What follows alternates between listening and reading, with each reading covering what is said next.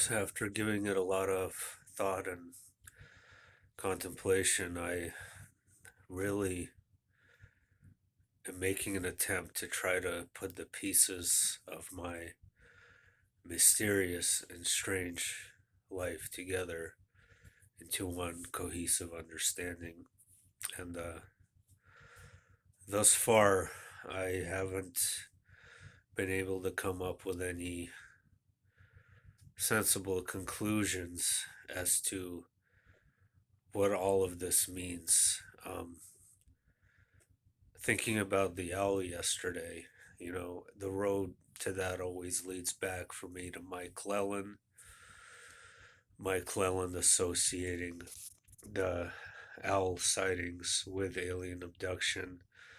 And like I've mentioned on this channel before, I don't have any recollection of alien abductions, nor am I able to get hypnotized. However, I have had encounters what you would think of as UFOs or what look like UFOs, and I've never shared that on here, and nor have I ever shared my earlier childhood paranormal experiences that I had, which started with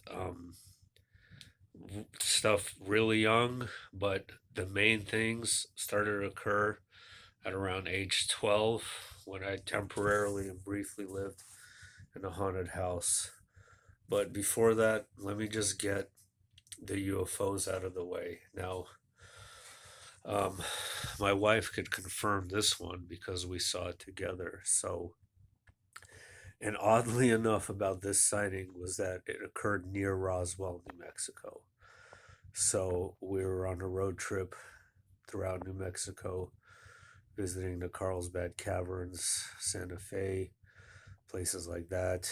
And we were going north of Roswell at night, pitch black, in the middle of a very desolate highway.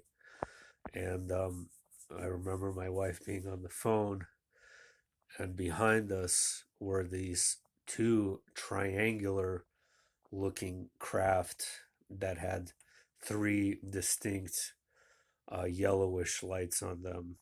And they were kind of approaching our direction from behind as I was driving.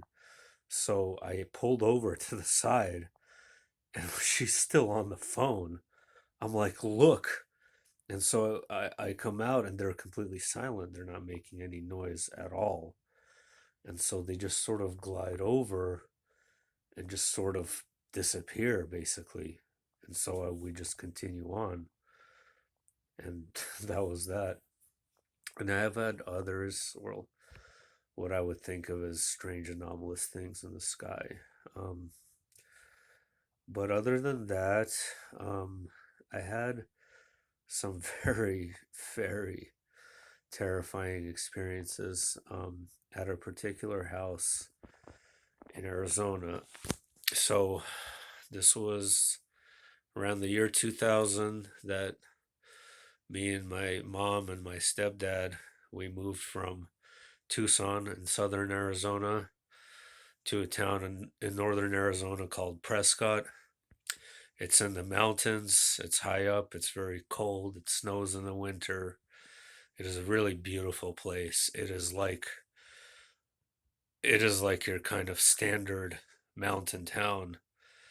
And I really loved living there actually. We lived there about 2 years, and I didn't want to move before we moved to San Diego. So at first, well, we most of the time we lived in like this hilltop duplex.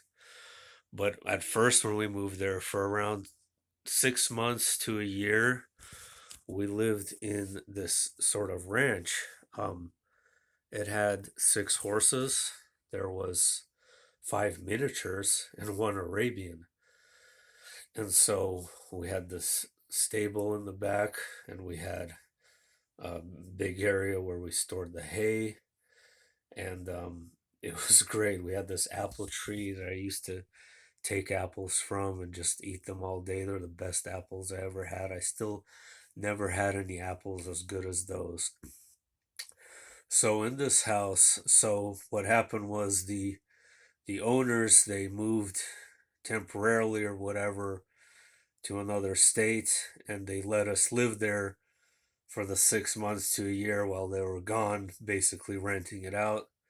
And the head of household of that family had a very unusual career. He was like an artist, but more specifically, he was an urn maker. He made urns, and an urn, if you don't know, is where you store people's ashes. So I don't know, and I'm not assuming that there is necessarily a connection here between this house and the urns. But what I'm saying is that there were some very disturbing experiences that happened there. So, first off, during this time, my stepdad and my mom split up for a while.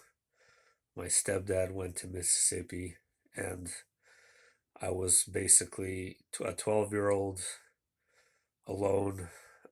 My brother also living in another area. And my mom would work at the hospital at night, and she would work 12-hour shifts. And so I would be on my own. And we had no cable, we had no internet. we had we just had a TV, this massive, gigantic TV. This thing was like my son's bed over here. It was gargantuan. Like it looked like it was built in the 70s.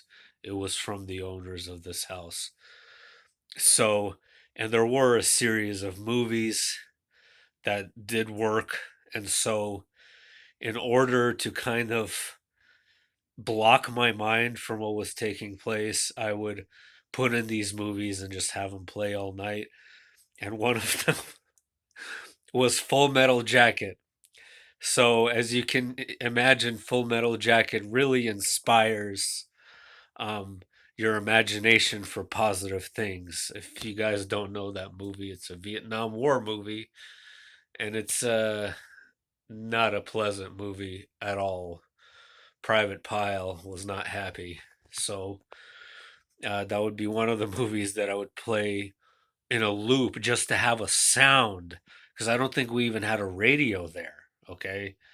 Um, so basically, the things I would experience would be, first off, in my mom's room, I would hear whispers and conversations taking place between two people. So, where I was located, my closest neighbors were, it's not like door to door like over in a bigger city. So, they were probably 1 to 200 feet away, each neighbor. So these were really spread out houses. Remember, I had the horses in the back. So, um, for it to be a neighbor would have been very unlikely, especially since I heard it from the room. And I would come up there to the room and they would stop. So, other things that would happen would be I would be walking around and I would see this white mist, and it would just kind of coalesce into and morph into like this. It's really hard to explain. Like it would just be like kind of sparkly, and it would move about, and it kind of looked like fog, and it would just appear like in a random spot in the house. One of the most terrifying things I've seen was that at night in a window, um, in a reflection on the window, so from the light in the living room, I would see, like, I saw a face appear on the window one time. Briefly, it was like basically a white mist, and it would appear on the window and disappear. And I nearly crapped my pants with that one. Um, but that's not the worst one. The worst one gives me chills to this day, and I actually reflect back on it and think about this one often still because of how deeply it bothered me. Um, I was attempting to sleep. So my room was over here, and there was a hallway facing this direction. And so I would be sitting on my bed just trying to sleep. I would literally like put the covers over my face.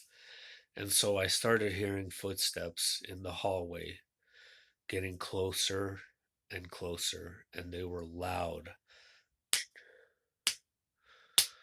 And so I looked up, and in the light of the hallway, I saw a shadow of a person standing. So I went back down, covered my face again, looked up again, and it was gone.